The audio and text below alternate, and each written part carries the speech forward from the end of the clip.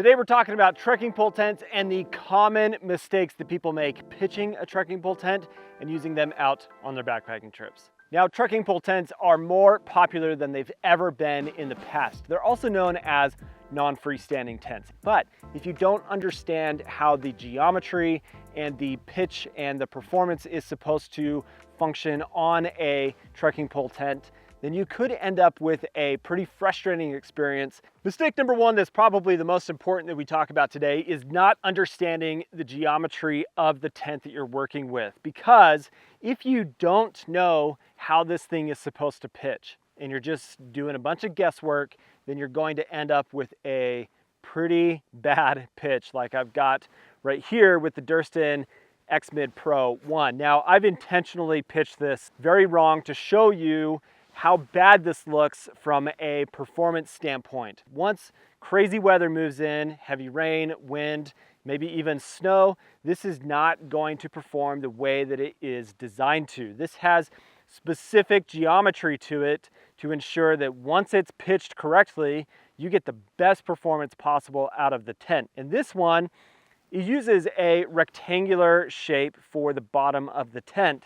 And if you do not get the perfect rectangle on this, then you're gonna end up with a really bad pitch. But once you get that rectangle pulled tight and staked out correctly, then this gets a really nice tight pitch that's gonna perform really well in different kinds of weather conditions.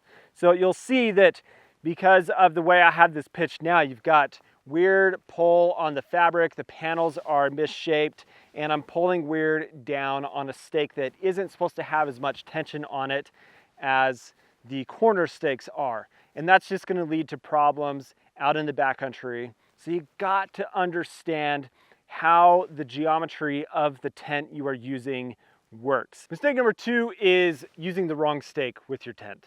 Now, it's important to understand that a trekking pole tent requires a lot of tension and a lot of force at the stakes at the corners of the tent to be able to get a good tight pitch so that it will perform the way that it's designed. If you're using just super tiny small stakes in really loose soil like sand that I'm in here right now, then you're gonna have problems. You're gonna find yourself getting into trouble by using small tiny stakes.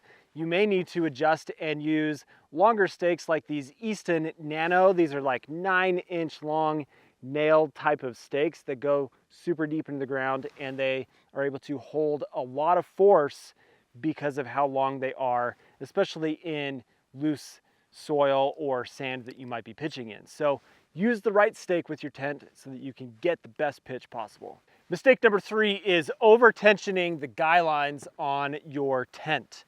This is so important because if you are new to trekking pole tents, you see these lines attached to your tent and you're gonna think, well, I need to stake those out and pull them tight.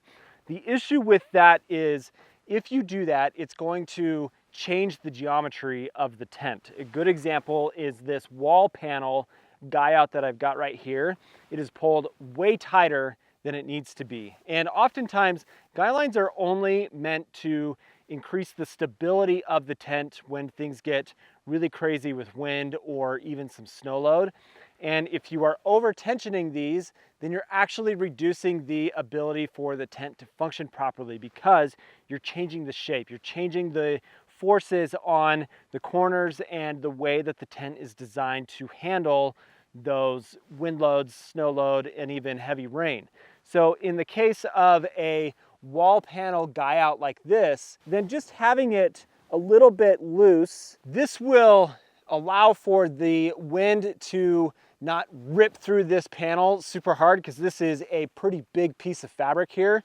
And this will, if you've got some driving wind coming against the wall here, then this is gonna help protect and keep that from pushing in and causing problems. But primarily what these wall panels with the guy outs are for is to increase the living space inside of the tent. So for example, I've got a stick here, set this up so that I'm creating an upward angle for this guy line, and then I'm coming down to my stake.